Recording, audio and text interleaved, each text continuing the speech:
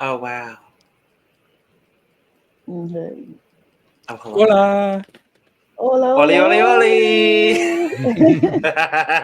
oli. Welcome to the Currently Unnamed Podcast, where we put the real and the tea in reality, and you can always come to us first to quench your thirst. I'm Logan Murphy. Say something gay. Gay. I am drinking. I needed a little bit of caffeine in my evening, so I'm drinking some strawberry caffeinated beverage. I put some coconut milk in there, thinking that it would be nice and lovely and wonderful, and all it's doing is separating. So it looks gross, and we're leaving it in my little blender bottle. Tastes great, looks disgusting. Love it. And hello, and hello. I am Lana, your resident diva, here to give the tea, spill the tea, and drink the tea if you, because I love me some tea. Purr. And if you have some tea, you know what to do. Hit me up. I am just drinking water today because it's just that kind of day for me. So I'm just going to drink some water. But if I was drinking anything, it wouldn't be in a blender bottle because I don't have one. It would be in my cup mug, which I'm probably going to use later because I'm going to put me some tea in this cup mug because I'm not feeling my best. But if I have my cup mug with my tea,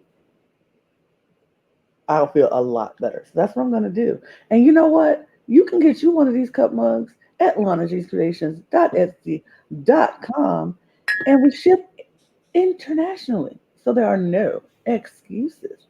I'm looking at you, Mexico. I'm looking at you. Get your cup mug, and you'll feel a lot better when you drink out of it, period. And I'm David Healy, and I don't have a cute intro, but I do have a cute shirt. I'm excited because this shirt I was going to wear for our Drag Race Mexico finale, but I ended up traveling so I couldn't join for that. But I'm wearing my winner from Drag Race Mexico Season 1, the one, the only, Matraca. Yes. Woo! Matraka, Come on, Matraca. Matraka. Come through, Matraka. Matraca, you deserve a show like La Mas Draga. For real. Oh, It's so funny that you mentioned that because I was on YouTube this morning going through as I do. And one of the things that popped up was Matraca's La Mas Draga audition tape from series 4, That's where right. she I didn't heard get about that. picked. oh. Travesty. So, You should yeah. make up for that, Miss Lamas Draga, in season 7. There we Just saying. go. Well, season 7 is going to be All Stars. Oh. So, I mean, she Oh, won all. that's what the fans have told us. So, mm, And I'm drinking water. period. great. There's also probably a non-compete clause in the Drag Race Mexico contract, I'm gonna assume. So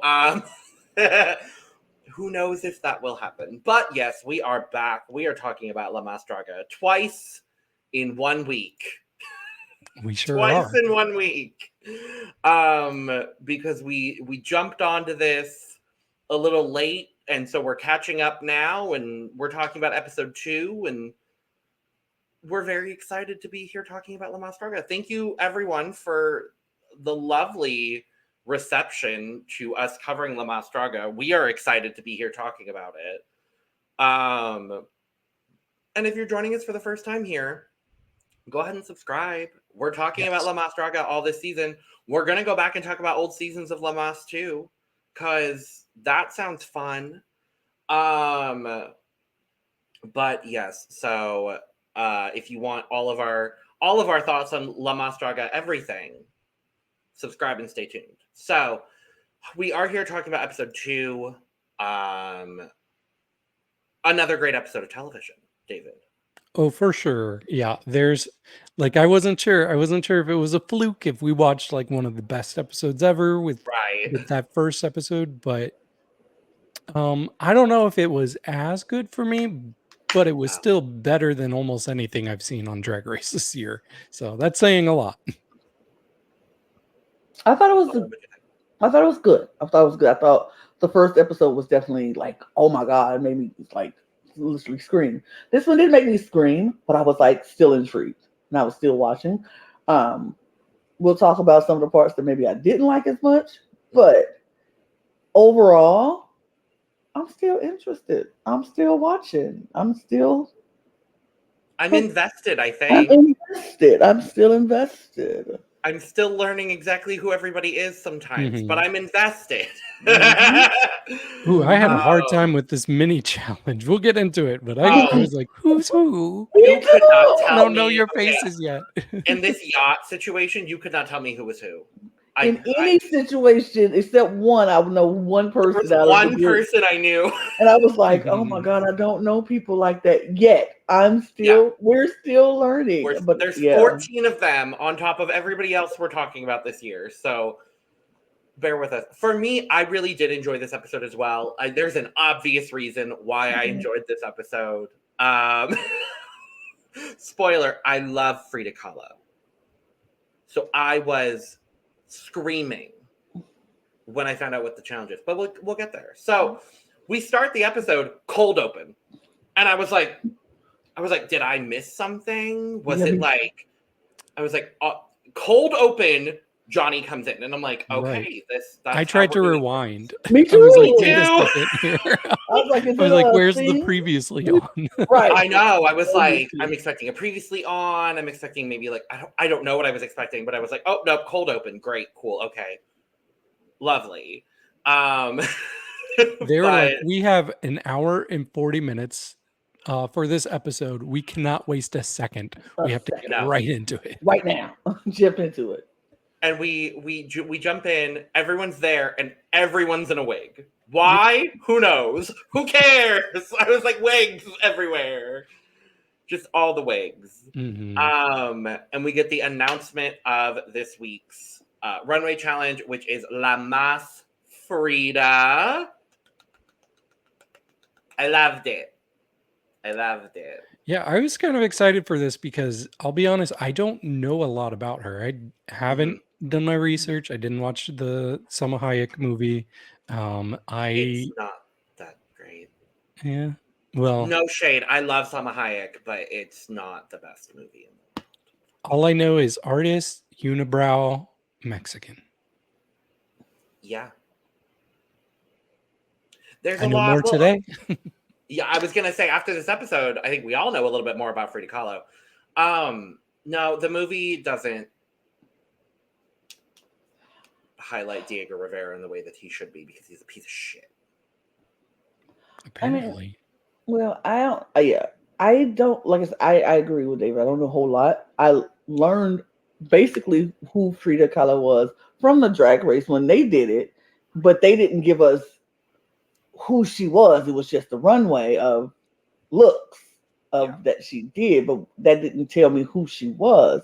This one runway, this show gave me more of who she is, more of what her background was, what she went through. And I was like, wow, that really made me want to really, really, really know this woman's story because it seems so tragic and so like, it seems so like, wow, she went through a lot, but still became the heart of Mexico. Like, yeah.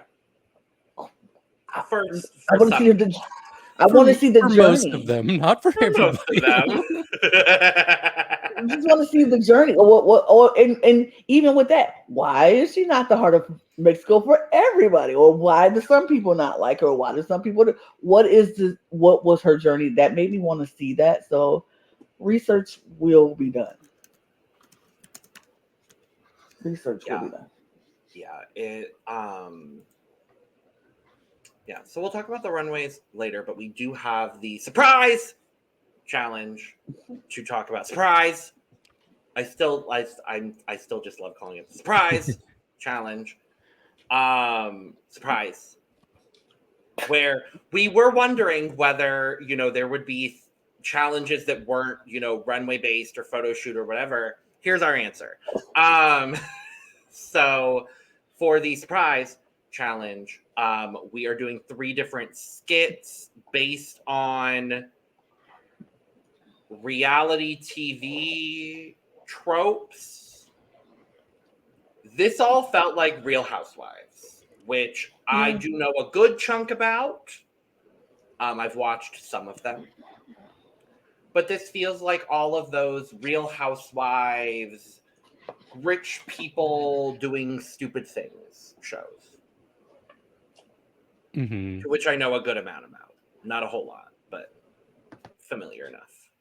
Yeah, I think this is where I'm starting to kind of see this more like Drag Race Thailand, where you have a main challenge, and then the runway is like just as important as the main what challenge. Actually matters, kind of. Mm-hmm. Exactly. Yeah, I was definitely getting a lot of comparisons as well to Drag Race Thailand, so I'm glad you did. But yeah, so we're doing the surprise challenge in 3 teams. Kelly gets to be the captain of one team because she won last week, and she picks the other 2 captains, and she picks Kyliezz and Electra, and then she gets to pick her whole team, and then Kyliezz gets to pick her whole team. And though Electra is a captain, she is just left with whoever's left over. Yep. Like what was even the point of having her as a captain? What was the reason? Like, okay. So we have the yacht team, which is Kelly, Ariel, Aries, Dimittra, and Cattriona. We have the birthday party team, which is Kyliezz, Purga, Alexis, Braulio, and Shantelle. And then the leftover team, which is the picnic group, is Electra, Juana, and Mizz Peaches. So I didn't pull any visuals from the surprise challenge, but what did we think on a whole of this challenge?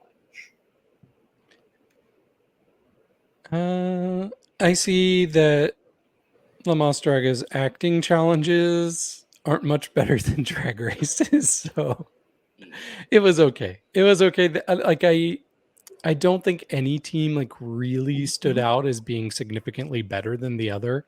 I will say one person stood out to me as by far my favorite in this challenge. Can I even tell you who they are? No, and I'm embarrassed about it. I think it was Aries. I think. Was she the one that was like the really drunk one in the yacht challenge? I couldn't tell you. I don't know their faces yet, and they're doing weird.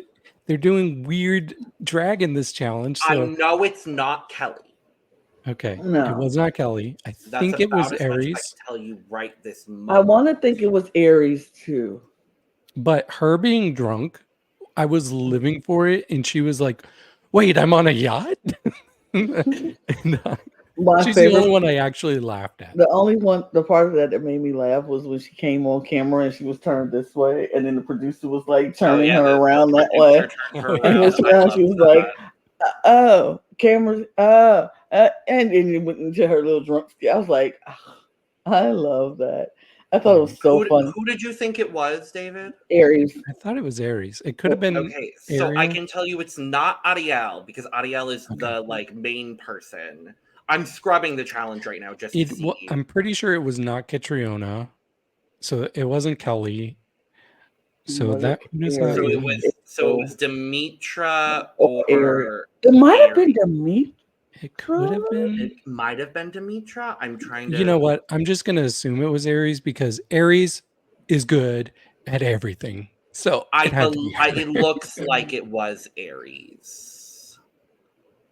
I'm looking at them again because I believe the middle person with the trio that happens, I believe is Kelly, Cattriona, and then it looks like it's Aries. Mm. So feel free to tell us in the comments. Yeah, please let us know in the comments because we're probably wrong. We're still learning. We're still learning faces, and we don't know. And when they're not in their like makeup that we've seen them in now in 2 episodes, I'm like, I don't know who this is. Mm-hmm. And I don't. We don't mean that in any sort of disrespectful manner. It's just we just don't know who this person is. Captions would have been nice. It would have been really nice. A little like nameplate thing in the corner when they were doing their confessionals would have been nice too. Like right. such and such, and underneath their drag. Like, so we know who they are. We're just 2 episodes in. Some of us are still learning. It's so. But Anyway. yeah. Anyway, That was the only skit I cared to talk about. that one was the best one, I think, unfortunately, Probably, and because I don't think the other ones made sense to me. Like even the yacht one didn't make that much sense to me either. But it was, I laughed. I didn't laugh with the other ones. Like none of the other ones made me laugh. None of the other ones were like as enjoyable, I guess, for me to watch. I was just like, this is just chaos. It just felt like it felt very chaotic, and I didn't know what was going on. And it could be that I lost in translation. It could be not knowing the references. It could be all of that. And so you don't have to come at us and like you don't know the references, so you wouldn't get it. You might be right. We probably won't get it because we don't know the references. And but what we could talk about is the acting. And the acting just wasn't doing it. It just, even if I don't know the reference, I should be able to enjoy the skit. And I just didn't enjoy the skit. I didn't enjoy the acting. But I think the yacht one was the least, but still chaotic, but not to the point where I could still laugh at it. With the yacht one, I feel like at least everyone had a distinguishable character that I understood very early on in the skit. Like I could tell that Ariel was like the main person. It's her birthday. Dimittra is her best friend who's going to do whatever she can to support her best friend. Kelly is the catty drunk one. Aries is the drunk one. And Cattriona is like the friend that's there that's like, she's going to get into the drama, but she doesn't want to be the drama. But she'll pop into the drama. She'll start the drama and then walk away from the drama. Yeah. She'll like the we all know people like that. We all know people like that. Do. Yeah. I know people so I felt like start it and walk away. Light the match, throw it in. And walk away. But I'm curious if you all thought there might be a bottom person for this challenge, because they set the standard last week. They said whoever does the worst in the surprise challenge is going to be in the bottom 2 lip sync. So I was like, okay, which one of them is the bottom? Right. I think the bottom team had the bottom 2 in it, so I think that's just the bottom team. Fair. I mean, me personally, I wouldn't be able to pick from one particular person as being the bottom because I don't know who they are. So fairly, I can't just assume this person is the bottom, and I'm like assuming that's the wrong person. And so I don't want to do that. Right. So we go back to the Nick's lounge. Everybody's getting ready for La Mas Frida. And this whole sequence of drama was so confusing to me because I'm just so we start with Electra and she's talking about relating to Frida Kahlo and talking about her own health issues, and I was like, I felt so my heart went out to her. I was like, I was like, you can't wear like normal heels, like that's I felt bad. I'm like, I love that this is still a platform where, she can showcase her art. And I'm happy that we're getting her art as well. And we get Dimittra as well talking about an accident she had resulting in having to do physical therapy. And I'm like, great. I love it. We're just getting emotional, real, genuine moments. And then Ariel starts talking. And she's like, I just have a question. I just want to know why some people aren't socializing with the group. And she's basically talking about Braulio. And Braulio I love in this moment because Braulio is just like, I don't like being a part of catty drama. And all y'all do is go back and forth about nothing. And I'm like, me too. Right. Yeah, I definitely thought this came out of left field and kind of interrupted what was a pretty emotional moment. Like we had all the girls gathering around Electra, supporting her, and like there's different ways to dance. And I thought that was so sweet. and then it just like all went downhill. Yeah, I felt so bad for Braulio because clearly, like, the answer is obvious. Braulio is an introvert. That's what it is. Why are you picking on somebody for being an introvert? I mean, everybody don't always have to be a part of the group. Like some people just like being by themselves.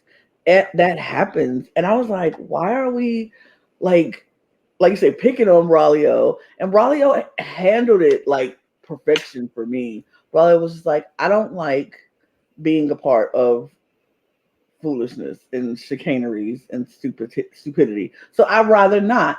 And sometimes I just want to be by myself. I don't want to be a part of the group, which you can't punish people or be mad at somebody for just wanting to be in their own world, in their own space. Braulio was like, I use the time, especially like in the makeup time. He was like, I use the time when I'm putting on my makeup as my time to just focus on what I'm doing, not zoning out for everything that's going. Because honestly, if I was in that workroom, I would be the same way, because all that nonsense going back and forth, even more and more when this conversation continues, I would just tune all that foolishness out, because I would ask, can I bring headphones, like just like an MP3 player, or ain't got to be a computer. Heck, I'll bring a computer, a CD player, a boombox with just so I can put my headphones in, so I don't have to listen to this. I can put my makeup on and have my music going or whatever.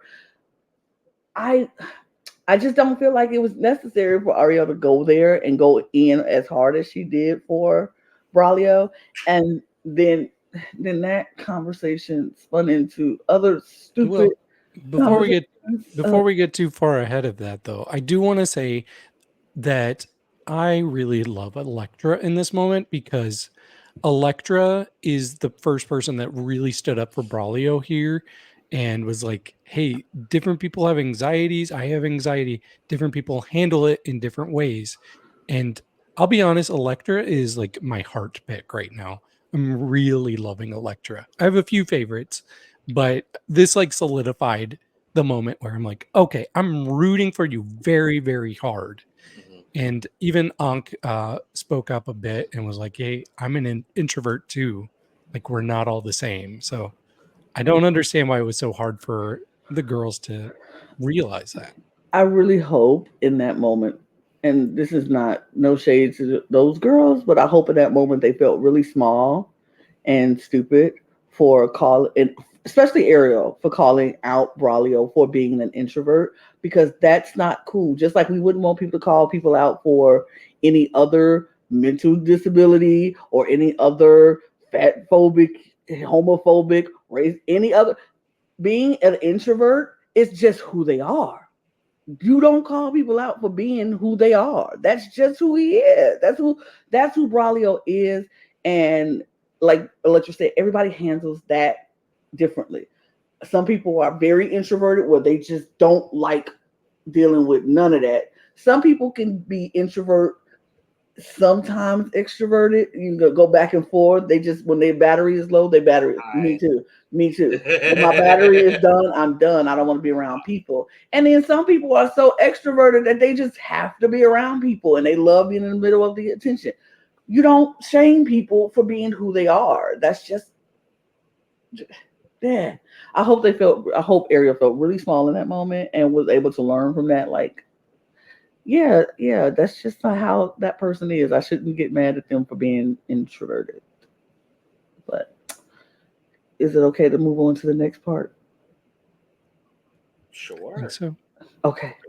Because the conversation just gets more and more stupider as it goes on, and more wackadoo for me. Because now it's a group that has formed within the group, and they're the shorties. Because seems like Purga is the leader. Because they were dancing and they all had on shorts at that point, and so now they became the shorties. And more people are like, well, why aren't you a part of the shorties? And why am I a part of the shorties? I want to be a part of the shorties. I don't want to be a part of the shorties. It was so wild. And I was like watching this like, what? is happening here? Are we really? Is this high school? No, middle school? Is this? We have our own group, and we're the shorties, and you can't be a part of it. What? What? Ugh. I think it was Alexis that was like, look, some of us are in our 30s. We are not worrying. If you're, it was Alexis in confessional that was like, if you're over 30, you really should not be worrying about this. Serious, and I couldn't agree with her more. I could not agree with her more. You can tell so instantly that Purga is 20. Yep. Like, you can tell she is a baby child. Yep. Because, quite frankly, that's how she's acting. I don't love that. And Aries should not care about this at all. Yeah, I do love that she's just like, I don't really care. I'm just curious. Like, I did like that approach to it. It's just like, I really don't care, but I mean, but when you say that, then you do kind of care. She does, yeah. Kind of care. Because if like, you don't care, you like Alexa. Why are we worried about this? I really wouldn't even ask about it. If I don't care about something, I'm not even asking about it. I don't care about the shorties or the boardies or any other ordies in the group. I don't care because I'm not worried about it. But if you have to ask, like, what's this about? You obviously care a little bit. Even if it's a smidge, you care. Mm-hmm. I do actually see why Aries was like, well, I'm a part of both groups because, like, aesthetically, the shorties are like the pretty, like very, like, I don't know, younger girls, and then the counter group is the conceptuals. I don't know if they declared themselves the conceptuals or if Purga created that label for them, but they're the people who have a really unique perspective with their drag and have very interesting looks. And I'm like, Aries really does kind of walk the line on both because she's very conventionally pretty and she does such interesting things with her drag. And that's why I'm like, she's the one to beat right now. But yeah, I don't know why she got so wrapped up in fitting in with that group. I would gladly take the L and be like, fine, I won't be over here with the conceptuals who are killing it, who are probably going to be, and who are probably going to end up doing much better in the competition overall. Mm-hmm. It was very interesting to me. I was like, how about I don't be a part of any group? How about that? How about we don't even have groups? Why do we even have to have groups? Just because she's 20 and feels like she needs to fit in somewhere. That sounds about right. But she'll learn. She'll grow. She'll learn. This is her in her 20s. She'll look back at this in 10 years and be like, this was stupid. That was stupid. It even comes down to, like, the way, like, you can tell she's putting on an act in confessionals, and I'm just like, girl. Like, I get that that's what you want to do because you're on television and you're 20. But, like, I feel like I get a little bit of, like, personality and humanity out of everyone in this cast except for Purga. So, I don't know. But, by the way, I do want to say Purga is really reminding me of a much younger, out of drag, a much younger version of, not much, I shouldn't say much, a younger version of Visa from Drag Race España. I think they have a very similar facial structure. I'm like, except I like Visa a lot more. Visa is a conceptual. Nice. Well, I mean, I'm about to say David had a problem with Visa doing the yeah, we know. Italian, so she wasn't always nice. No, Visa was not always nice, and she surely had her moments with Miss Petita. Yes. Well, shoot, both. Both of them. Moments with both of them. Petita and Petita. She had her moments. So yeah, I'm not. Shall we go to the runway? Let's do it. We're only 30 minutes in and we're already at the runway. I know. Look at us doing well. Our guest judge. Thank God that other bitch is gone. Thank God. Bye. And I'm glad people in the comments didn't like her either. Yes. Yeah, exactly. So I'm glad we were not alone. Instead, we got the beautiful, lovely, absolutely wonderful Belinda. who I loved. She seems lovely. She's sweet. She seems sweet. Mexican pop star Belinda. We'll talk about one of her songs later that we already have heard. And I also will want to talk about how she's secretly the villain. We'll get to that at the end. Belinda being the villain. She is secretly the villain. I mean, she is kind of secretly the villain. And I kind of love it. I kind of live for it, honestly. Not gonna lie. I wasn't mad at it. I wasn't mad at it at all. I can't say category is because that's not how they do it. La Mas Frida is what we are presenting today. We're going to do the same thing we did with the first episode, and we are going to talk about them in their order of scores from lowest to highest, because why not? Do.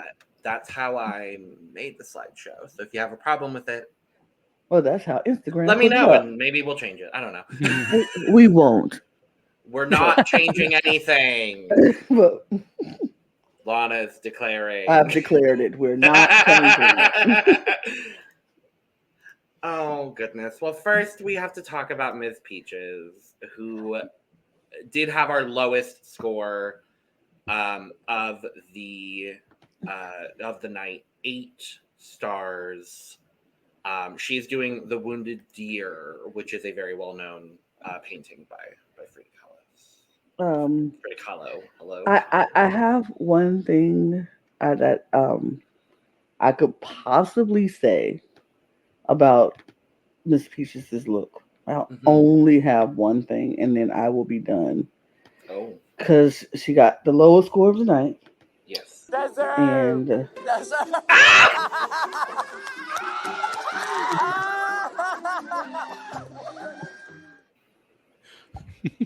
it was deserved. It was deserved. Lana, I literally scrolled down and was almost about to play that too. So great minds think alike. I was figuring out. I made sure to turn off the loop first. That's what took me so long. I had to make sure the loop was off. But yeah, look for David then. Deserve.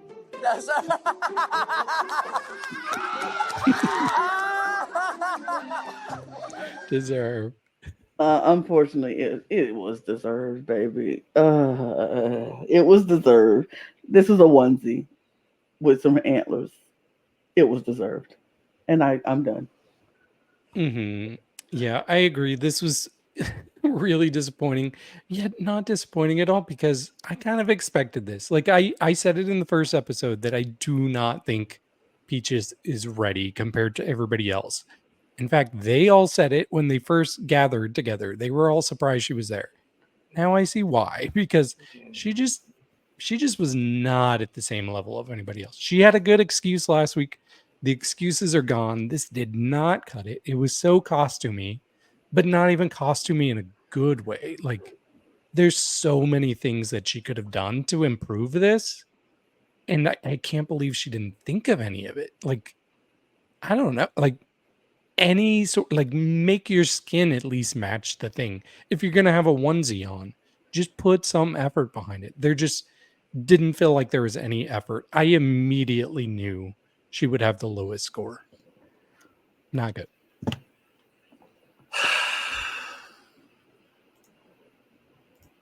I'm sad because I like her. I think she has such a lovely personality. I really liked her in the confessionals.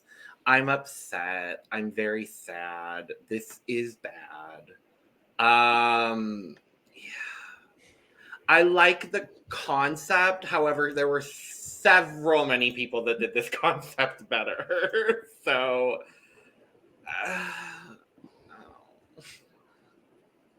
Peaches, why?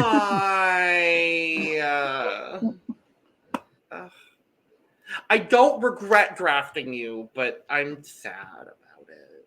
So, scores. Okay, the only reason I'm not giving her a lower score is because I think she kind of delivered it well on the runway. So I'm going to give her 39. Be thankful for that.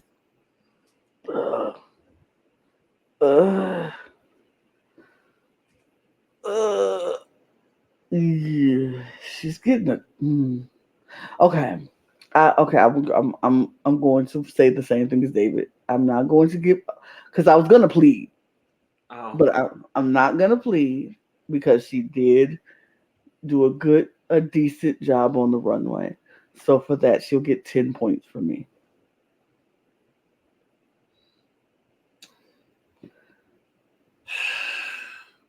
I'm not gonna plead because I actually think her makeup for what she did with this, it shouldn't have been just a normal pretty mug, but I do think the mug is very good. So I'm gonna give her a 30 for that alone. Mm-hmm. Next up, we have Ankh, who ended up with 11 stars this evening. This is an autobiographical sort of Frida Kahlo moment. I didn't hate this. I didn't hate it. I didn't love it, yet I didn't hate it.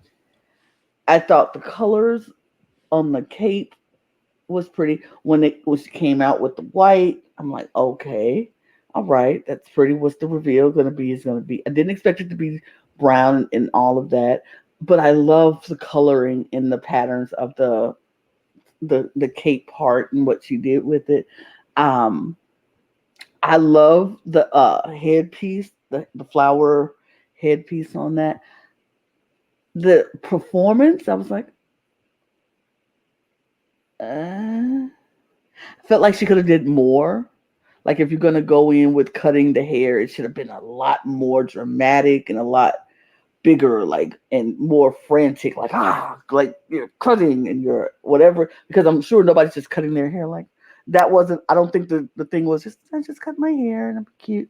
I think she was mad or upset about something or making a statement and you're cutting your hair, so she was cutting it to make the statement, and then she just cut it, and then took the wig off, and I was like, oh, I'm confused. I'm very confused. It confused me, but I don't hate the look. I didn't care for the performance that much, but I didn't hate the look that much. Well, I'm gonna say I actually quite liked the look. I thought it was actually really pretty on her. Um, and usually, like I think we would see this type of look on maybe a petite girl, but I like that it's like big on her, and she's not a big queen by any means, but she's tall, she's a little broad, so I think that really added to my enjoyment just seeing like the bulkiness. I don't know how to say this in a way that sounds as positive as I mean it, but I did like it a lot. Um, my issue was really just her delivery of it on the runway. I don't think it was nearly enough for her to be in the bottom two. Technically, I think somebody else was lower than her, but She She was was not technically in the bottom two. We technically she will was not. talk about it. Mm-hmm. bro, she got in the bottom two by default. Yep. But yeah, I really like Conk. Again, kind of. Like I her. like Ankh too. I'm very sad that And Ankh she will be came in all the way the from Argentina. She mm. probably like shipped all these packages, all these looks over, and she doesn't get to show them all, and I'm sad. We'll get into No, that though. that's a lie because she will. Show them all. Apparently, we were told. Oh yeah. So there is we did not realize as well that Lamas was this extensive with the amount of content that they put out weekly. I'm 'Cause- loving it first and foremost. Yeah, because I get notifications from them all Yep. the time, every day. Literally every day of the week. I'm like, I don't think any of us have watched any of the extra stuff yet. I do plan to yet. watch some of the extra stuff. I mean, I want to but I watch haven't the watched all of elimination stuff when I didn't watch it this time because it just happened. This was the Yeah. elimination. Next week, I'll watch it when they start doing the elimination stuff. Yeah, so there's a separate program called Du las Traes where the eliminated queens get to show off what they would have worn. So I'm very excited to see all of that, and I'm very excited that they do that because I like when they do that on Drag Race and things like that. So Me too. I'm just wondering, like, is that going to spoil some of our themes that we have upcoming? I don't know. No, I believe that comes out after. After. So the episode airs on Tuesday. Let us know in the comments if we're wrong. But I believe the episode drops on Tuesdays, and then the Tu las traes drops like Thursday, I think. Yeah, it was like Thursday and Friday. Well, 'Cause Wednesday and Thursday. There's also a separate Untucked Yes. thing from what people were saying. It is. Like literally it's 3 things that drops after. And then there's members only content on top of all of that. So there's I'm looking at the comment now. There's El Velatorio, which is the interview after the elimination. There's El Salseo, which is the Untucked equivalent. And then there's Tu las traes, which is where they show off what they would have worn. Okay. So I know there's a schedule. I'll go look at the schedule later. But and that's what I was saying, that maybe we could possibly just do the elimination things as extra Mas Draga's content for our fans. Mm-hmm. And just do the eliminated looks. That's it. Just the eliminated looks. Yeah. On the topic of Ankh, I actually really liked this look. I liked the idea behind this. I liked the cutting of the braid. I thought for me, there was no universe that Ankh should have even been close to the bottom. No. So I was confused, to say the least. But scores. I gave Ankh an 81, and part of that was dropping some points because it was a clunky delivery. I will give Ankh a 77. I'm going to give Ankh a 79. And I love Ankh because Ankh was on my team. Yes. I'm very sad about it. So next is Ariel, who by scores alone was in the bottom 2, receiving only 10 stars on the evening. We'll talk about why she didn't lip sync. But Ariel. This is so simple and basic and boring. It's what I expect because even from, like I said, from the little that I knew about Frida, this is the look that everybody wanted to go down on the runway with. The last time I saw a Frida look, it was this the big dress with the poofy arms and the flower headpiece. It was just basic for me. It was nothing spectacular. It was nothing special. It was just basic. The performance on the runway, okay. You gave us a full story, which helped me understand more about Frida that I did not know, and the pain that she went through with the relationship she was in and all of that. And I was like, okay, that makes it good, but the look is not giving what the performance is giving. I wanted the look to match with the performance for me, and it just didn't. But the performance was great. Mm-hmm. Yeah, I agree with a lot of what you're saying. It's so interesting judging this compared to a lot of Drag Race looks, because it's usually just me going off the looks when I judge Drag Race looks. But there's like the performance aspect is so important, I feel like, on Mas Draga. And I do think she really delivered in that area. She probably was one of my favorites when it comes to delivery on the runway. I thought she really nailed it. She gave me the full story. Even when she first came out, she was the one that was like on a bench and they pulled her in with her Diego. And I was like, when she came out, I'm like, she looks like she's a painting right now because she was holding so still. And then she went into the performance. I liked all of that. But I do think the look itself is quite simple. So I wish that had gotten a bit more thought from her, especially because I've had high hopes from her. I drafted her very early on.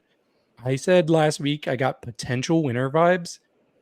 A lot of that faded this week, to be honest. Like, not just this performance, but some other drama that she brought up, which made me think less of her. So I don't know. I like that she keeps bringing the theatrics, but give me better looks too. It's so interesting because I couldn't disagree with you more, David. I thought she faded in her own performance. I did not really love liked the concept of what was happening, and I like having who was it, Toxico as her Diego, and I thought all of that was really good. He outshined her. I will say that. 5,000 times over. I will say I'm that. always going to look at him over anyone. Well, I am. Well, okay. I'm not necessarily looking at him. I know he's a set piece in this scenario. No shade to him. He's lovely. And his acting is what did it for me. He acted circles around her, literally. For me, I got almost nothing from her performance. I thought it was incredibly underwhelming to go with a fairly underwhelming look. I think the look is fine for what it is, but I want something a little bit more if you're going to do La Mas Frida. Like and a lot of other people did that. Yeah, for me, despite saying all of that, I still wouldn't have put her in the bottom two. No. She would have been my bottom 3 pick though. Which is where she ended up landing technically.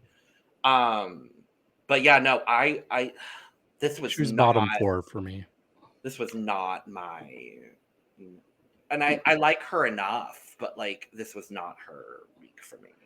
I think you hit the nail on the head, and that's why the performance for me was like, I was like, I like the performance, but he definitely outshone her in the performance. And he shouldn't have, because he is supposed to be a set piece. Like, you're the prop to her greatness. And he gave me more pain than she did. Yeah. Like, it felt like he was more in pain than she was. And she was supposed to be in pain and going through. And he was supposed to be the arrogant one, if I'm correct about the story. Yes. He was supposed to be the arrogant one, and he gave that, but he gave in such a way that was just way better. It was just way better. Yeah, I agree. Scores. I gave Ariel a 77. Well, you're generous. I'm not going to be. I'm going to give her a 50 because only half of that was good for me. I am going to give the exact same score, actually, as Lana. I'm going to give it a 50. Only half of that was good for me. And even still, she's not in my bottom 2. That's funny. Next up, we have La Kyliezz, who scored a 12 for this look. She was doing, it's this frame of the wigs concept. It would take too long for me to fully explain it. So if someone wants to in the comments, please do. But I got the Frida reference immediately. So I don't know the reference, but I like this look. I thought this was actually a really interesting look, because my comments and basis is purely off of look, not off reference, because I don't know all the Frida references. So put that as you see fit. But this is beautiful looking. Like, it looks so pretty on her. The way she has all of the greens perfectly placed, and then the little cutout, and then the green bottom, and then another cutout, and then the flowy bottom at the bottom. It's so pretty. And then her wig with the flowers, it just gives me garden and just beautiful. I really like this look. This is actually one of my favorites of the night. So I was very confused at why she was so low in the ranking. I was like, I don't get it. She looked stunning, and her mug is gorgeous. I don't know. I felt like her performance was fine. I don't really know what the reference is. I don't know what she's supposed to be doing or what else they wanted from her, but she looked stunning to me. So I don't know. I don't think this was at all bottom for me or low. On that note, really quick, do you mind if I pop in, David, for just a second? Because on that note, I was really frustrated with Lethal in this episode, specifically when it came to Kyliezz, because we didn't find out her La Mas, but her Las Menos was Kyliezz, because she's giving pretty again. It's 2 episode 2, and at most this is the 4th thing you've seen from her, if you include audition potentially and promo. And you're going to get on her case for giving pretty again? I was so confused. Okay. I understand if it's a thing of like her not taking Letal's like makeup critique. That's fine, and I get that, I guess. But like the exact reasoning we were shown that she said was that her La Menos was Kyliezz because she's still doing the pretty thing, when there are many people this week that also did a pretty thing. Again. Yeah, And like I'm going to say it, I thought Ariel did a pretty thing. Again. I thought Kelly, as much as I love Kelly, did a pretty thing. Again. I'm like, why are we getting on her for that, but we're not getting on anybody else for that in this circumstance, where otherwise this is a gorgeous look. This is stunning. This was one of my favorites. So I was confused. And if someone has context that we don't know about, let us know. But I was confused why Kyliezz was so low. But go ahead, David. I'm so sorry. Yeah, I didn't get that either. This was in my top 5 scores of the night. I thought she looked stunning. I really like the silhouette on her. I really like the colors to it. The wig is everything. I love that wig. I like the whole concept, really. If I do have to critique anything, I will say I don't like seeing this kind of corset in the front there. I wish there was some way to, I don't know, pretty that up at least. The only other thing that I have to critique is she visibly was not confident walking down the runway. And it's very interesting today. Like, so far of the 4 looks we've talked about, the 2 better looks for me had the poorer delivery on the runway. And then the 2 more basic runway looks, I thought had good deliveries on the runway. So it's really mixed. We will get to some people that managed to find both. But yeah, this one, I just want her to feel more confident. If you look like this, you should be very confident. And I do definitely agree with that. I think the performance left something to be desired, but Exactly. I thought overall the look was strong. So, scores. I gave her an 89. For this look alone, she's getting a full from me. Because, baby. I'm going to give Kyliezz a 93. I love this look so much. I loved it. Mm-hmm. I loved it. Next up, we have Shantelle, who scored 13 stars with the judges, doing Mas Frida Through the Pain. So there was a whole like reveal situation with the heart and all of that. Okay. I like a good reveal. I love me a good reveal. This was not a good reveal. Like, she should have just left this on and just moved on. Like, to reveal, to take this off and just have a bodysuit and then that you're smearing paint on it, it's kind of a cop-out to me. I don't like that reveal. Is her mug mugging? Yes. I like the little flowers in her hair. I like this look when it's like this. It's just I felt like the bodysuit underneath and the reveal was so lackluster that it took away from everything for me. I was like, So it's another one of those things where you look fine. The performance just didn't do it for me. And then the reveal was kind of weak. So, yeah. Mm-hmm. Yeah, Shantelle is somebody that I kind of gave a hard time last week because I felt like she was the person that was fading the most. I don't think this episode really did much to change that. Like, she's still just not really standing out to me. As far as this look goes, I don't hate this. I do think it's pretty straightforward, though. I like the more conceptual looks that we got this week, but she does look pretty in this. I agree with Lana when she did the reveal into the bodysuit. I was like, wait, why are you doing this? Why? I didn't hate it as much when it became kind of performance art and she was doing her theatrics with the paint. I was like, okay, I kind of understand why you did a bodysuit, but there's probably something she could have done that would have looked better while she was doing that. I don't know. But overall, I thought she was pretty good. She was pretty much in the middle for me of pretty much everybody. This is fine. It's not groundbreaking by any means of the imagination.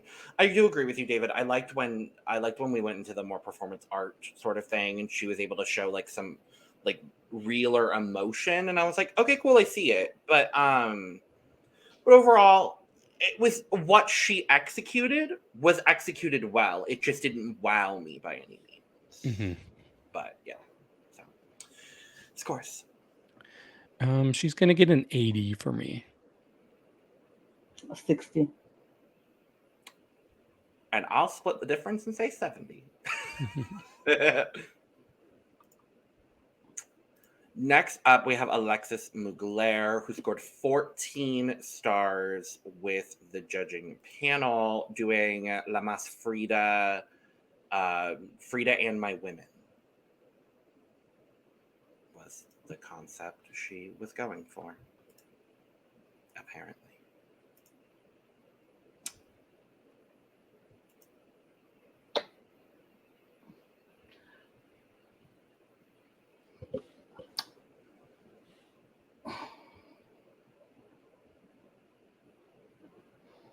I don't get it, but maybe I'm not supposed to get it.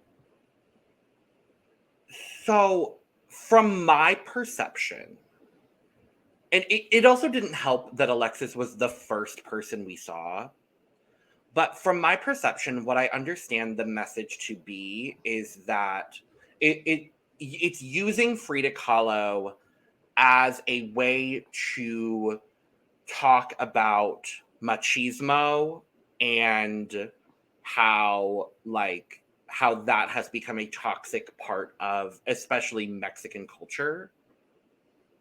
And also talking about the violence against women. Similarly, I believe, to what Kelly was doing last week on the runway. So that's the perception that I got from what Alexis was doing. Again, if we're missing something, let us know. But that was at least what I got from it. Sure. Okay. I mean, like I said, I'm going to go on looks. The look itself, I'm not a fan of, but I feel like that's just who Alexis Drag is. And so therefore, we're just going to get, and I appreciate Alexis being Alexis and doing what Alexis does, and that's her type of drag. And she's giving us a male / female version of Frida, and like breaking the barriers of gender roles of it, like still giving us Frida, but like saying like in, like you said, going against the machismo attitude or whatever. And so it's like, I'm going to be in this pants and like work suit or whatever. I'm about my business, but I'm Frida about my business, which I'm like, okay, I'm it's not my particular favorite. I still love the way she does her makeup, so I'm all about that. But you know what? Do you, Alexa? Do you, Alexis? Do how you do your drag if that's how you want to do it. I respect it, even if I don't always get it. I respect it. As far as this look goes, I think maybe other than Peaches, this is probably my least favorite look. With that said, this week, even the end of last week, I'm just really, really, really starting to fall in love with Alexis. I like her so much. I like what she stands for. I like her intensity. I like her drama. I like her uniqueness. There's so much to love about her. And for me, she's not somebody who's, I don't think ever is going to be the look girl. Like last week, I didn't love her look. I loved her message. And it's kind of the same way this week. She's really showing herself to be the protest queen. And she's going to use this platform as long as she can to call out things that need to be called out. And I'm here for it. But on top of that, I just love her face when she's performing these looks. Like the intensity is so magnetizing for me. I cannot stop looking at her. I can't stop looking at her eyes. She's constantly in character. Even when she's getting notes from the judges, her eyes are going crazy. She's doing her fun little taking notes on the phone thing. I love her. I love her. And I'm so glad I drafted her because she's my girl. I actually really enjoy this. There were a few people on this runway that kind of took it more as the concept of Frida as opposed to the woman that was Frida. And in this case, I really like that we're using this concept of Frida as a way to talk about her story in relation to the story of a lot of women in Mexico that deal with, and people in general that deal with this kind of disease, as Alexis was calling it, that is machismo. I like the wig and everything that's happening with that. Her makeup is so intriguing to me. It's just so different, and I really like it. Looking at the outfit itself, I actually think the outfit is really cool. I like that it's this kind of work suit with all of the fabric added on. My issue was just that I felt like there was a little bit of a fit issue with the corset. That's where I had the issue personally with the look. But overall, I think it's good, and I like that she's taking this opportunity, like you said, David, to talk about, to be the protest queen. I really enjoy that. So, scores. This is a weird one. I'm giving it so many extra points for the performance and the delivery and the message, even though I didn't particularly like the look. I'm giving it a 75. I'll give it a 70. I'm also going to give it a 75.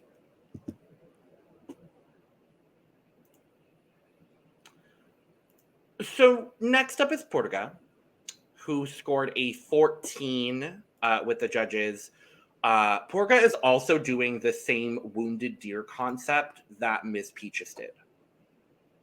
So same frame of reference for this look. And did it way better. Like, did it better on this stage. Because she wasn't as literal as coming out in a deer onesie costume. It actually is kind of conceptual because it was different, but still not that. It's still not all of that. It's still not all that. I'm just gonna say that it's not all that, but it's still better than Peaches. I did like her performance of this. I enjoy her mug. It's beautiful. Love the hair. It's a good look. Decent performance. I'll say that. Yeah, I do agree that the look itself is definitely better than Peaches, but it doesn't take much. It doesn't take much, and for me, while this is a lot better, I still don't think it's great by any means. If it were me, there would have been 2 wounded deer In the bottom 2. And this is the second week in a row that I'm shocked by how high her scores are. I'm shocked, but I drafted her, so I'm not mad about it. So my biggest issue with this was it was very clear that she had trouble walking. To me, when I was watching her, she was walking like she was on stilts. I thought she was. But I looked at it and I'm like, but she's not on stilts. She's not super tall. She's barely off the ground. Turns out she was. Well, not stilts per se, but like big platform shoes. And she could not walk in those things. Mm-hmm. And I think one of the judges said, you didn't need to cover them up. I wish she hadn't covered them up because then it would have made more sense. why she was struggling to walk. The thing I did like, though, is when she picks up the phone and calls Diego and basically does Frida Kahlo as a Gen Z person, Yeah. very upset with her boyfriend. And I'm like, okay, you're taking Frida Kahlo and you're making her relatable to who you are. So that was cute, I guess. I hate this. And hate is a strong word, and I'm using it strongly in this case. I hate this. I don't get deer from this whatsoever. I get Sasquatch. None of the details work for me. I don't like anything to do with the fur-covered legs. She couldn't walk. Baby, if you're going to wear platform heels like that, you need to know how to walk in them.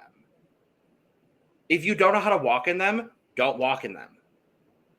Like, why does she have these pieces coming up off of her?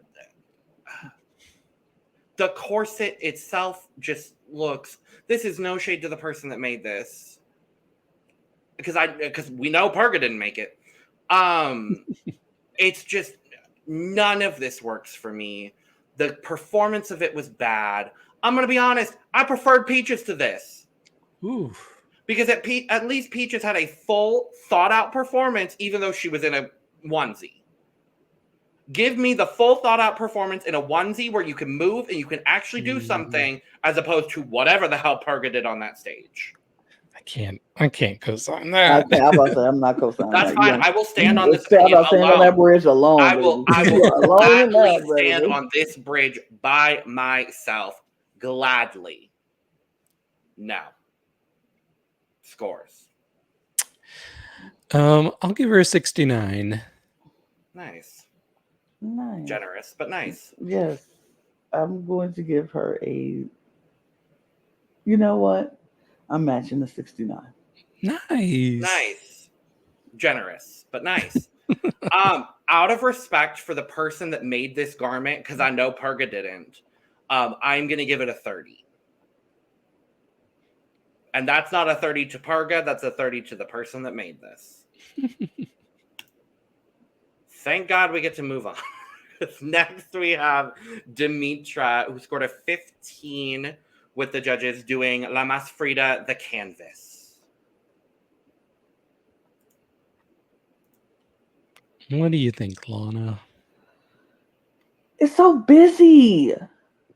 I don't know where to look with this outfit. It's so much happening that I don't know where to look.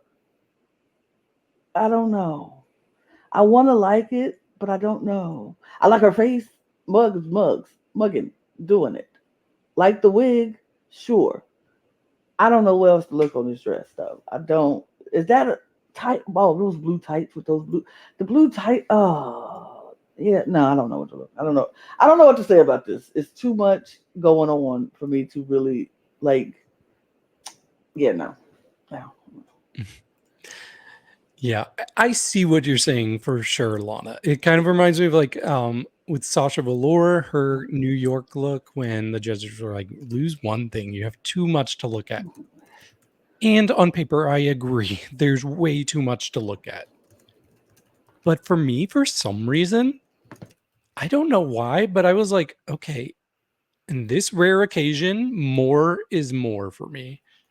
I liked how busy it was. I don't know why, but I was just like constantly finding something new that caught my eye and just so intrigued by it all. And I think as a whole, if you just step back and look at it as a whole, she looks so good. I think this is another one of my favorites this week. The only issue that I had really was that she kind of had a little bit of a malfunction and dropped her heart too early. And I think that kind of got her a little flustered after that. But as far as the look goes, like, I don't know. It's just really working for me. And it shouldn't. It shouldn't. I should be agreeing with you, Lana.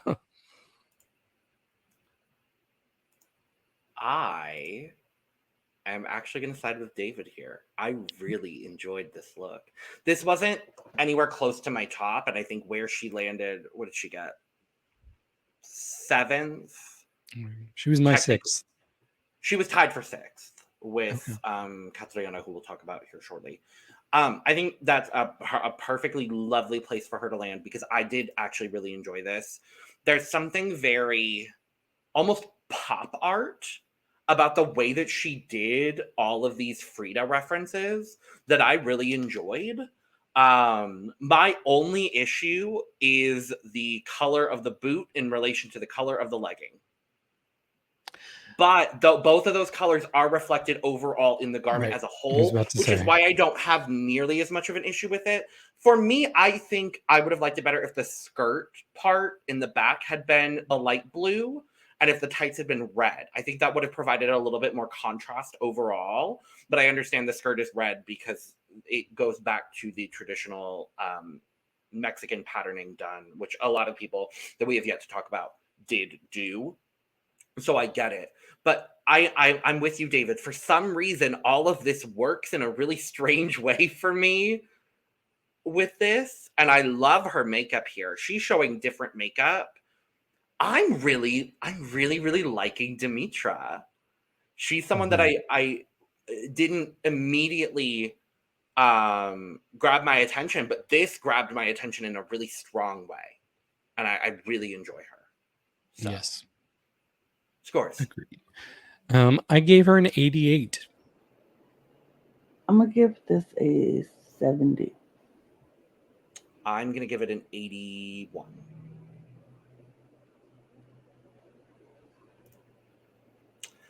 Next, we have Cattriona, who tied with Dimittra with a score of 15. And Cattriona is also referencing the wounded deer. And doing it better than the two before. Yes. Most definitely. Yeah, definitely doing it better than the two before. I like this one a lot. I thought she put a lot of she it was very much conceptual to just being the deer, just being the tree, just being she gave us something different and I enjoy the pattern on the dress. I enjoy the headpiece thing wrapped around her head, then with the antlers on top to say represent the deer, the flowers, the makeup. Oh, excuse me, the makeup. I thought she just looked really good. I thought Catriona did a really good job in this. I enjoyed it, and I enjoyed her performance as well. Mm-hmm.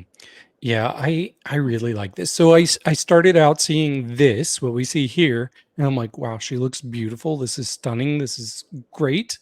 And then when she did the reveal, I mean, I know she was a deer, but I was getting like centaur from her a little bit. And I was like, wow, this is so clever. Like, this is what I like to see on these shows where somebody just has a really grand idea and they're like, I'm going to go for it. I'm going to go for it, sink or swim. And that's what she did. Um, I do think that the back piece was a little costumey and it wasn't quite hitting the ground. The back legs were not as she was walking around, but I really didn't knock much of anything off of it for that because at least she went for it. And I would much rather see somebody take such a big swing and maybe slightly miss than a lot of the safe looks that we see on other shows. So this was easily one of my favorites of the night. I did really enjoy what Cattriona did as well. This was my favorite performance of a wounded deer type thing that we've seen so far, and there are others that I do think did it better, clearly because they got a higher score. I thought this interpretation was really lovely. Yeah, there's not much else to dive in. I mean, she is the deer, and I wish that the deer part of the garment had looked a little better. I wish it had been executed a little bit better. But overall, I do really enjoy what Cattriona did. So, scores. I'm going to give her a 92. I'm gonna give her. I'll match her 92. I'm going to give it an 87.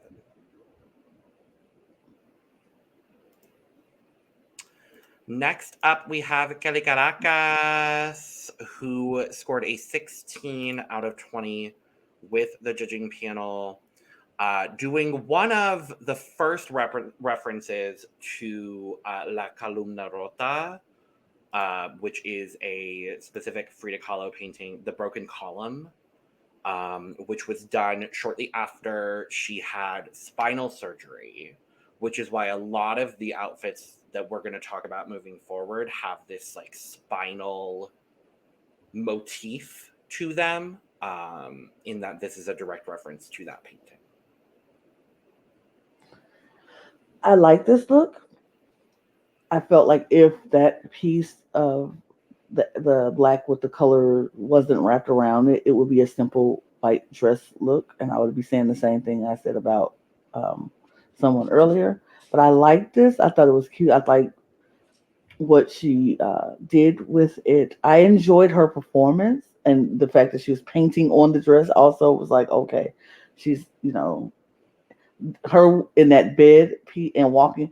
And then I was like, oh, I love that she was walking with the bed, and it was like she stuck with the bed for a minute, and then she got out of the bed, and I was like, okay. I enjoyed her performance. I think I enjoyed the performance a lot more than I liked the outfit. The performance did it. The outfit was fine. Yeah, I had really, really high expectations for Kelly going into this. We all loved her last week. Yes. So I think when she came out in the bed, I was like, wow, this is really cool. I like where this is going. But I just was really like expecting something mind blowing. You couldn't see the bottom half of her look quite yet while she was still in the bed. And then when she came out, I was like, oh, that's all. That's all. I love Kelly. I like the big swing with the bed, but I just feel like the look left so much to be desired. Yeah, this was one of my, just for the look itself, probably one of my least favorites of the night. But I liked her performance. I liked the theatrics. So once again, it's a bit uneven for me, you know? Mm-hmm. Yeah, I think I tend to agree. I really did love the performance of everything that we got from Kelly this week. My big issue, and Lital brought it up as well, was kind of the makeup. I felt like the makeup was just a little bit too severe. I know she was going for Frida, and I appreciate the commitment to going for the Frida look, but there was just a little bit too much highlighting happening, and it kind of washed her out a little bit. I do actually really like the garment itself. I think it's definitely on the more simple side.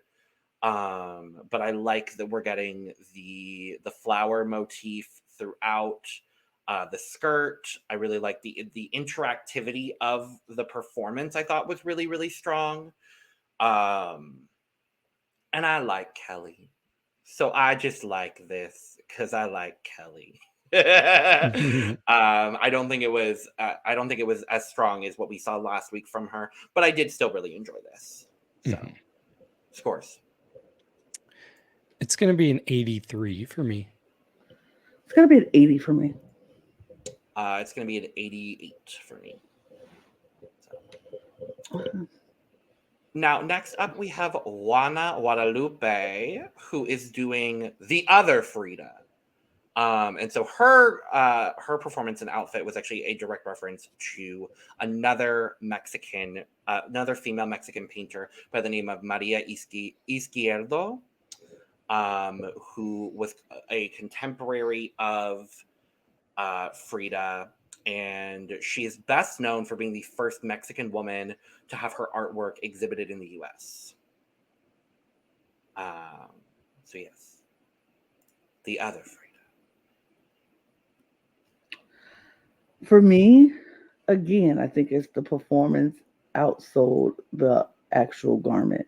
I like the sleeves of this. The sleeves were my favorite part of this whole look. And I like her makeup was stunning. Her makeup was good. When we were watching it back earlier, I was looking at the close-up. I was like, oh, her makeup is good. Her makeup is really good. She can paint a face and take that away from she can paint and I like the headpiece, but I don't like the bottom half. I understand what it. Maybe I don't, because this is the other Frida, as we say. I don't like the top of this. I don't like the straps. I don't like that part of it, and I don't like the bottom half of this dress. And I really don't care for the back piece.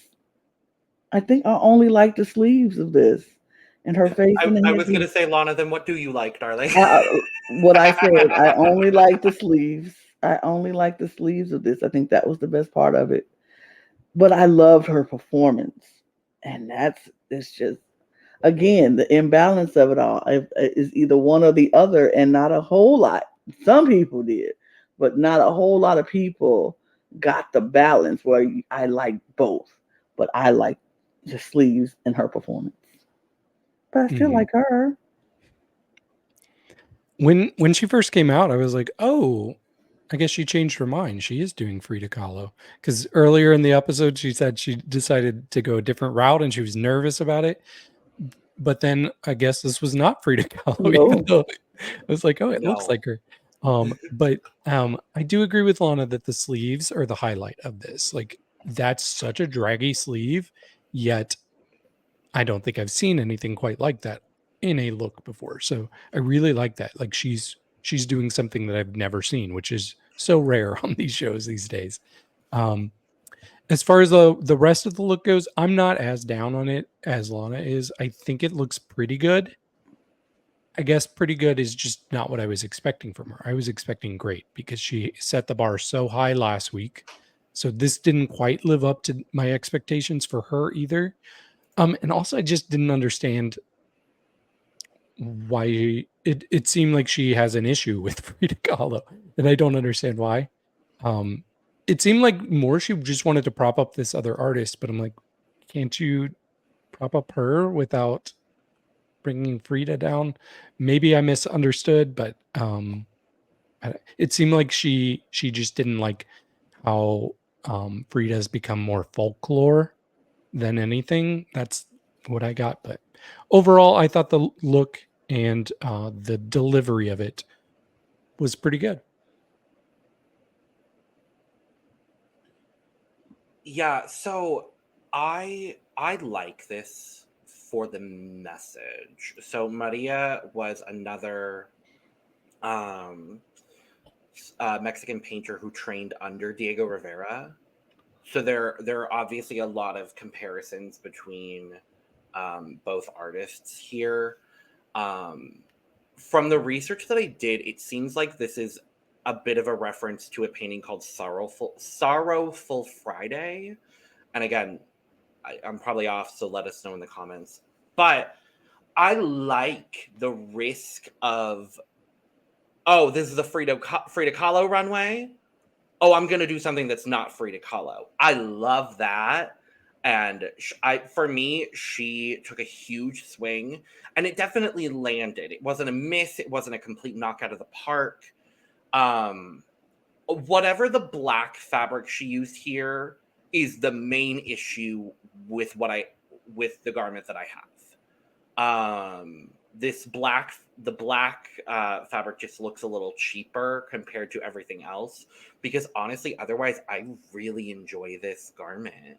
I like the white lace back piece. I really like the way that the whole garment is constructed with this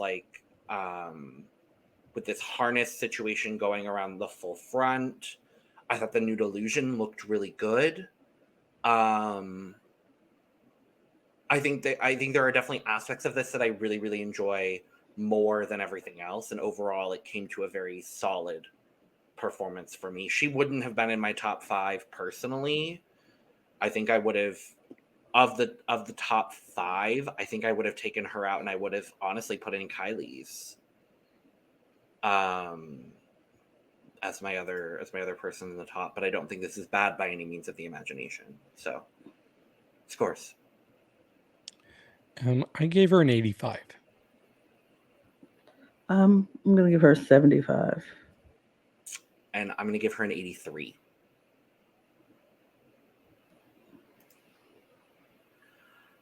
I am so beyond excited to talk about Braulio because Braulio actually did a reference to one of my favorite Frida Kahlo paintings.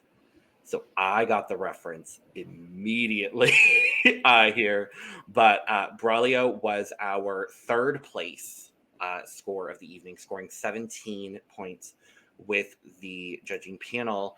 Braulio was doing a reference to a painting called Sin Esperanza, or Without Hope, where it's there's some different thoughts about what the context is supposed to be, but the specific reference is a woman who looks a lot like Frida Kahlo, in bed with then the soul being sucked out of the body. And so it creates this like demonic sort of effect that I'll just go ahead and say I think Braulio absolutely nailed. I think the one thing I would have maybe changed, and I did agree with Latal in here, was the wig. I think the wig was a little bit more exaggerative, but I think that the wig and the mask and the makeup was supposed to be a little bit more exaggerative in this case. This was my favorite of the evening, by far, without a question. And I definitely think there might be a little bit of bias here because this is one of my favorite Frida Kahlo paintings. But everything about the performance here from Braulio was just top notch for me. I love this look. I didn't get the reference and I didn't even care. I was just like, Braulio, Braulio. Like you so, like I said, I think I'm developing and a very, very high appreciation for this type of drag. It's so, and I appreciate it when it's done so well. And this is done so well. It's freaky, it's weird, it's quirky, it's all of it, but I like it. I don't mind the hair. I think I agree. I think it's supposed to be over exaggerated because like the makeup is and the lips are over exaggerated. I feel like it's supposed to be bigger because this, like you said, it was sucking the life out of maybe the head is shrinking it, but the hair doesn't shrink and it's just sucking it in. So the fact that you did all that and had that open gate in the middle of that, it's so weirdly, freakishly good. It was one of my favorites too of the night, like absolutely one of my favorites. And when she walked out and I was like, and she's doing a hold on the thing since Frida had the spine thing, and it, I know I'm sound so crazy right now, and it's okay. It's just so good. I loved every bit of this. I loved every second of this. I loved the performance of this. I loved the look of it. This was one of my favorites. I'm telling you, Lana, I really think you're going to enjoy Dragula. That's Maybe. all I'm going to say. That's all Probably. Yeah, when she came out, like my jaw literally dropped Mm. because I just wasn't expecting this. I was confused. I was like, is this a brain? Is this intestines? It's intestines. I just looked up the reference photo. Uh-huh. So I see where she's going, but she's Yep. still like completely made it her own too. As far as the wig critique goes, I actually like the wig as it is because I like a big draggy wig. And B, I like that there's one thing that still feels grounded in reality here. So she didn't completely lose the identity of Frida and just become a complete monster. Like one of the judges, I think, said, "Oh, you should have made a wig out of the intestines or whatever." I don't think that would have worked. So I do like that. But yeah, as a whole, I just thought this was so conceptual and it was really a breath of fresh air with this runway. Yeah, this was easily one of the best of the night. She needs to work on her delivery walking down the runway. You can tell that she's just not a performance queen. But I'm not going to hold that against her. I still thought this was phenomenal. Scores. I gave her 94. Overflowing.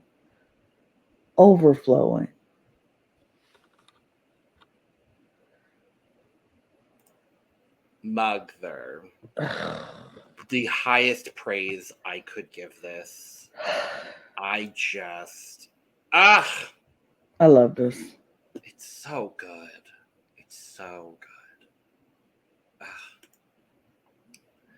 So next up, we have Electra, who was our runner-up for the evening.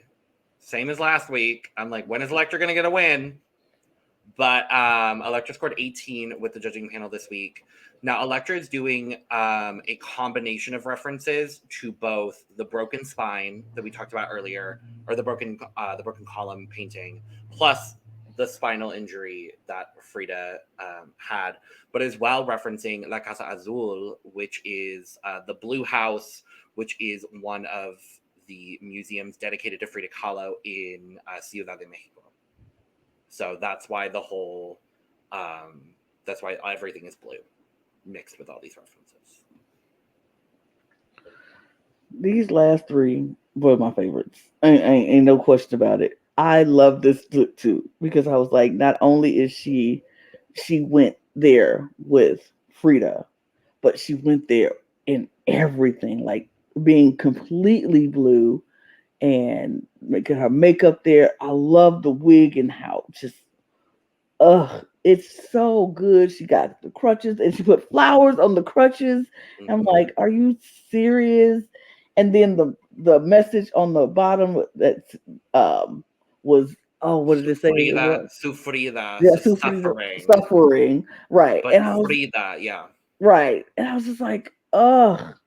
And then the thing on the leg to show the injury, and she went all in on this. And if I didn't love Electra from earlier in the episode, which I did, I even love her more now. Like, this is so good. So good. Yeah. I really think that there were two people that managed to kind of marry having an incredible look and having an incredible performance to go along with it. And they were the top two. Deserved. Yes. Deserved. Yeah, this was so good. So good. Good. And what I really like about this is not only was it an incredible look with a great message, it just felt so personal to her. You could feel that this was important to her, especially with what we had learned about her and her connection to Frida Kahlo and the emphasis of Frida's suffering.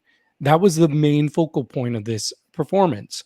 Really pointing out the ways that she suffered, giving us that agony, yet while wearing such an incredible, stunning outfit and beautiful face paint and body paint, and the hair was incredible. I really cannot say enough great things about this. Once again, one of my favorite things I've seen on a drag show this year by far. Do I even need to say anything? Mm-mm. I don't think so. Mm-mm. We could tell. We know. Just. Ugh. Yep. Ugh.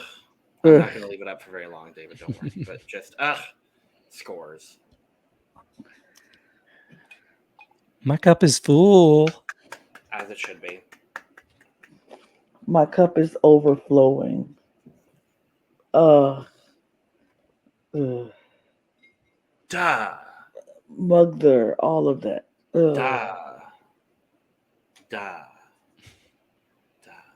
Duh. And last up, we have Aries, who was our winner of the evening. 19 stars from the judging panel. And they are doing a dual reference as well to the broken column, as well as the wounded deer.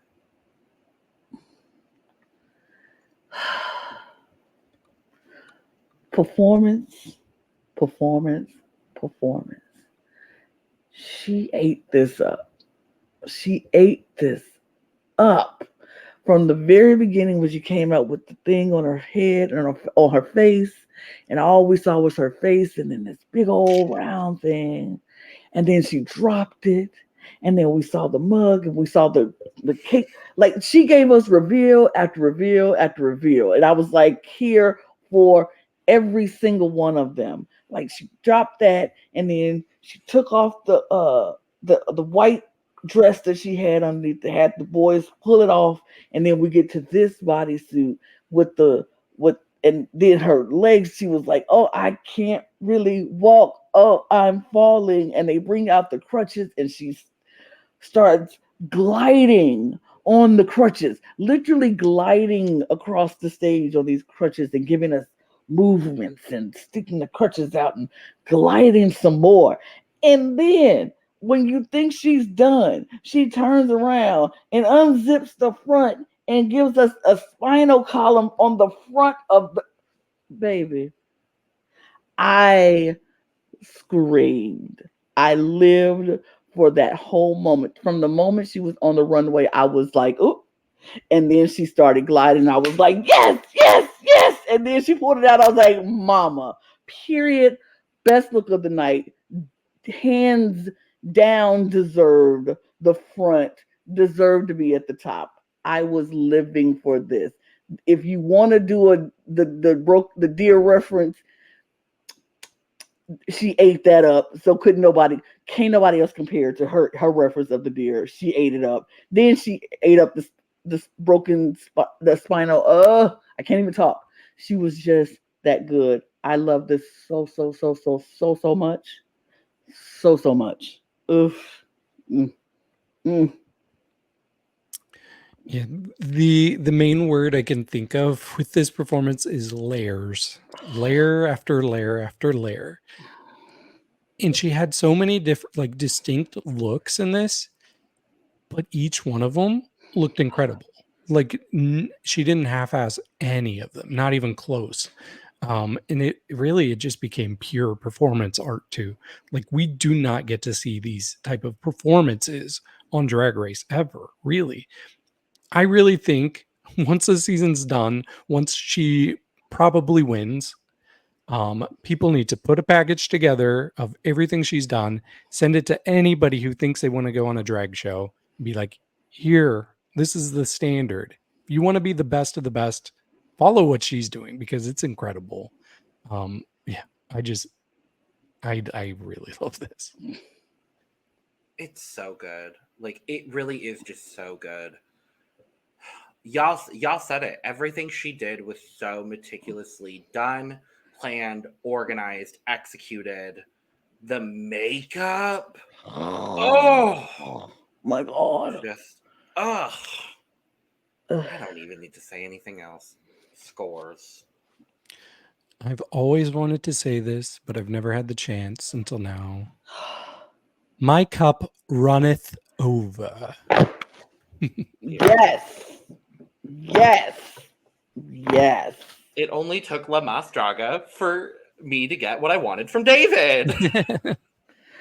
My cup is at the bottom of the ocean next to all the people who I mentioned before on Drag Race. So I won't do that here because this is not Drag Race. And Aries last week. And Aries was there too. Aries just stayed there. Aries, you just stayed there. My cup stays there with you at the bottom of the ocean. Just runneth over, flowing, Mugler. All of the things that we say, duh. She did what needed to be done. Kundala, all of that. You are that. You are all of that. What Lana said. That's my score. What Lana said, that's my score. I don't need to say anything else. Period. I really don't need to say anything else.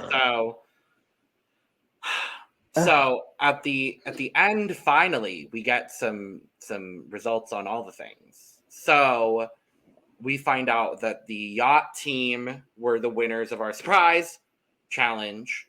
So Ariel, Aries, Cattriona, Dimittra, and Kelly are all safe. And for 4 of the 5 of them, it didn't matter. And for 1 of the 5 of them, it really mattered because it was the only reason that she wasn't in the bottom two, and that was Ariel, obviously. So we do get our main challenge winner. To nobody's surprise, it is Aries. Deserved. Deserved. I will say deserved. For me, I would have given it to Braulio. But I think you could have. I think you could have given the win to Braulio, Electra, or Aries, and any Nobody of would have the been shocked. above. I wouldn't have been shocked, and I would have been very happy. So, especially because Aries didn't get the win last week, because Kelly got the win. I'm very happy that she got rewarded here. So, very, very excited about that. And our bottom two ends up being the same bottom two. Deja vu.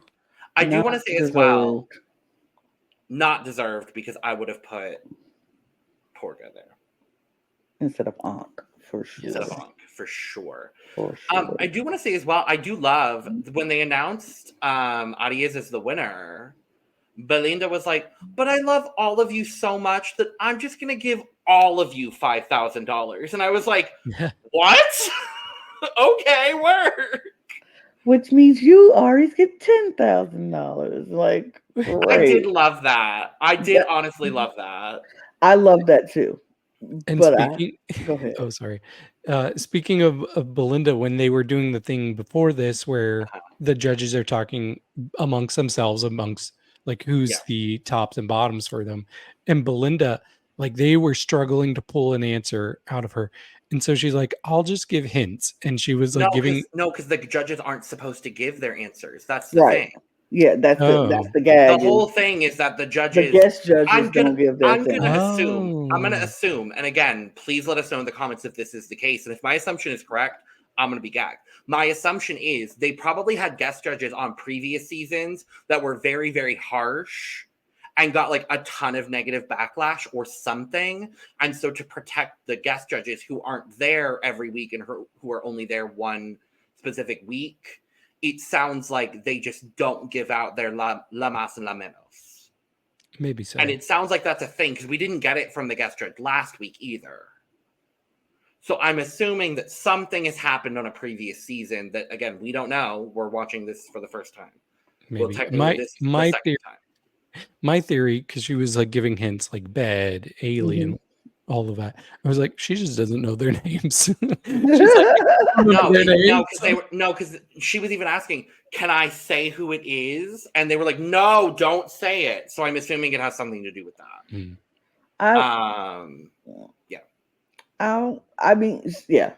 She just didn't give her things, and that's fine. I think my comment waits for later.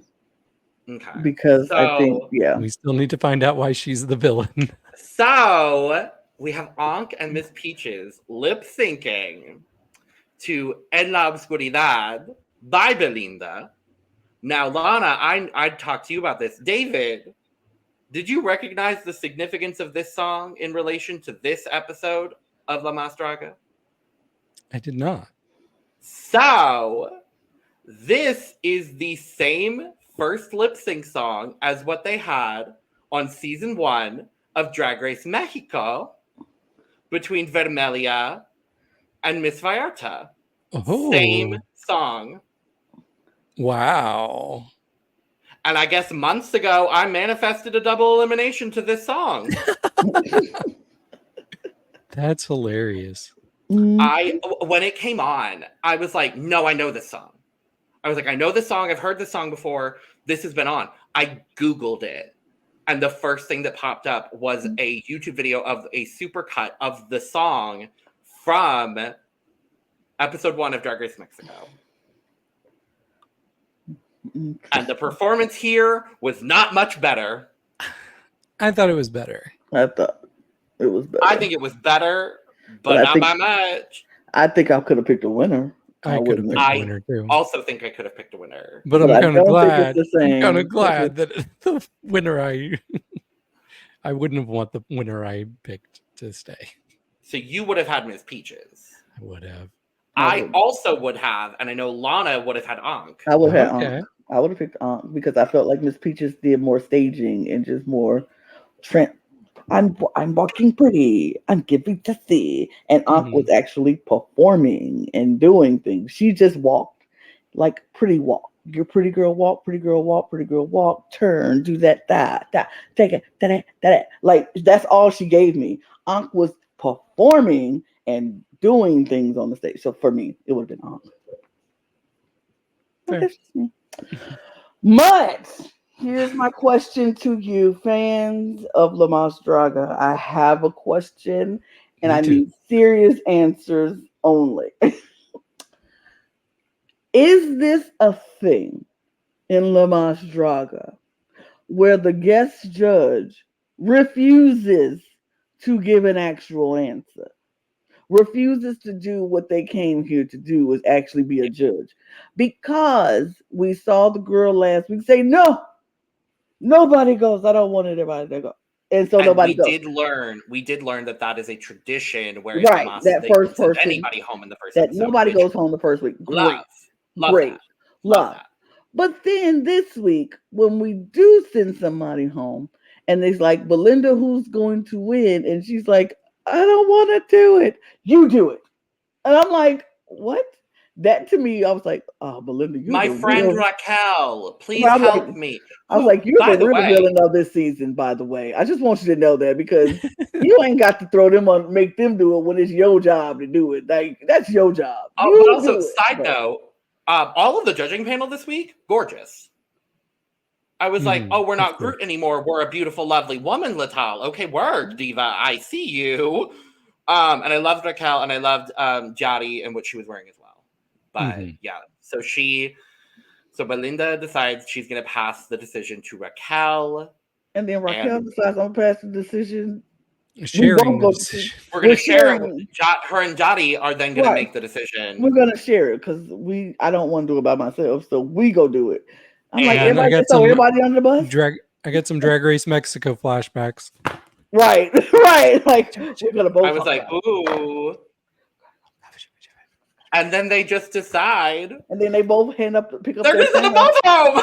Both of you go. I'm like, what?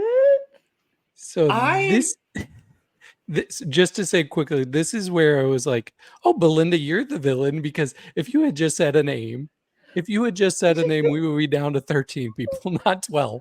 Right. So your indecision ended up with 2 people going home.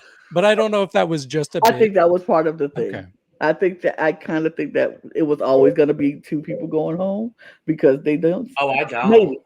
Or you don't. Or maybe I don't. No, I think. Well, y'all tell us. Y'all tell us. Do they usually send 2 people home the second week? Because it seemed like that could be a thing. Maybe they didn't want Belinda to have to say 2 people's names. But if it was just that bad and they decided that 2 people should go home because the lip sync was just that bad, oof. And it wasn't a good lip sync, so honestly, I can justify just them both going home. I was sad because I didn't want to see either one of them go. Yeah. But then they have the altar moment. I loved it. I kind of loved the altar moment. I was like, that is kind of you. Like we sacrifice this to the altar and and the men give their goodbye messages, sort of, but like praising them as they go and like, you're so wonderful. And I felt like the one who gave it to Mizz Peaches, he was very nice. He was like, we're from the same place. And they presumably know each other. Right, they presumably know each other from the same place, and you're so great, and I hope the best for you, blah, blah, blah. And then the other one gave his message to Ankh and was like, you're going to do great, you're a star, da, da, da. I kind of lived for that moment. I was like, that's a good way to send them off. It's like, you're going to go, you're already sad, but we're going to put your picture on this altar where you will be immortalized, and then we're going to give you praises as you go. It's not like, get out, you're done. But it was sweet. I thought that was the sweetest thing. I love that. I love what are they called? I don't know, the pit crew equivalent.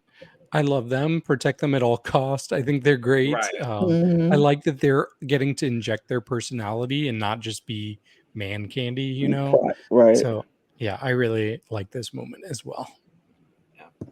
Yeah. Bye to you both, I guess. Bye. Bye. Bye. Unfortunately. Sad, but bye. And now we're down to 12. I have a So, theory, a What is that wild theory? theory based on nothing. Okay. But so we've heard that it's not unusual for these different series to bring back queens from the past. correct. I'm wondering if there's any chance they cut 2 people in preparation to bring back somebody else in the next episode. Oh. It's just a theory. I have nothing to base it off of, but I would not be shocked because they still have to fill out 12 full episodes. So I don't know. I just would not be surprised if we see a former queen come in next week. Well, if they got 12 episodes and there's 12 girls left, elimination each week, we'll break it That's down. true. To I don't know how many We'll bring people it they to- have in the end.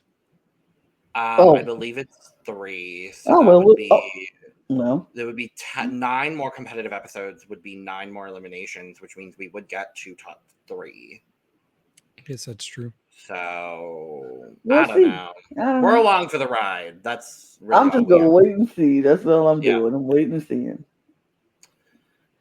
Let's talk about this draft because we did a draft Ooh, last week. very curious. Me too. David was like, "Oh, I think it's much closer than. I think it's super close in the scoring. No, it's not. You want to know why? Because I'm in last.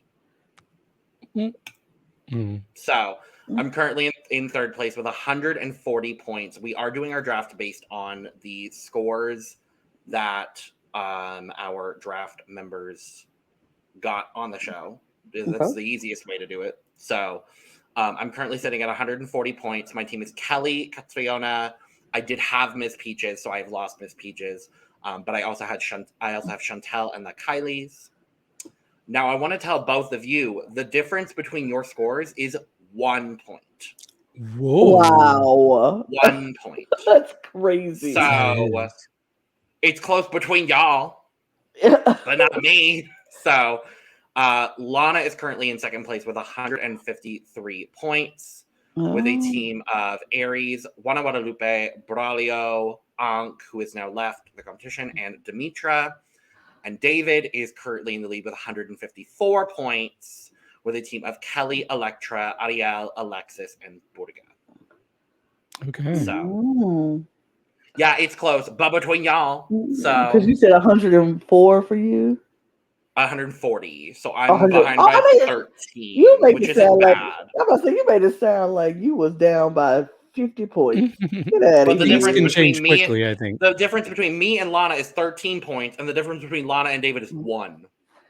But So as we see with these scores, though, that can change in a heartbeat. Like next week, if one of your people win, you back at the top again. And that's less than 10%. Right. Oh my gosh, this is crazy. But I kind of like it. I'm here for it. I like that this is the way we're doing it because I feel like it's just like one of us might end up with like 1,000 points at the end of this draft. And I think that's kind of fun. So that's gonna be so funny. The points will get smaller as we go along because I still think someone's gonna end up with 1,000. You think so? No, but I'm gonna say it.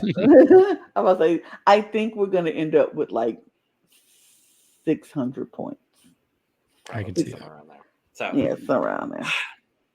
Well, thank you for joining us for our episode 2 recap of Mas Draga 6. We will be back next week to talk about episode 3. I think this is going to be our new schedule, so we're going to be posting Mas at the very end of our week. So Saturday uploads for Mas seem probably like what's going to happen because there's so much content during the week. Not only from Mas, but our other drag franchises and our other franchises in general, that we're probably just going to be able to get out episodes on Saturdays for you all. And we're waiting on Mas Draga Instagram. We're waiting on the visuals from Mas, full tea. We are full tea. I'm like, I don't want to have to pull the visuals from this episode. I would rather Mas post them, so that way we can just do that. So thank you for joining us. Make sure to subscribe, hit all the buttons that say you support us because we love having your support and we love you. Make sure to follow us on Twitter, Instagram, and TikTok at The Cup Pod for all of our most up-to-date cup news and our funny moments because we are some funny bitches. And while you're down in the description, go get your merch. You can follow the 3 of us, hit all the links below, do the things with the things and the other things. So, cheers. Cheers. Bye-bye now. Hasta luego. Adios. Bye-bye. Bye-bye now. Goodbye. See ya. Bye.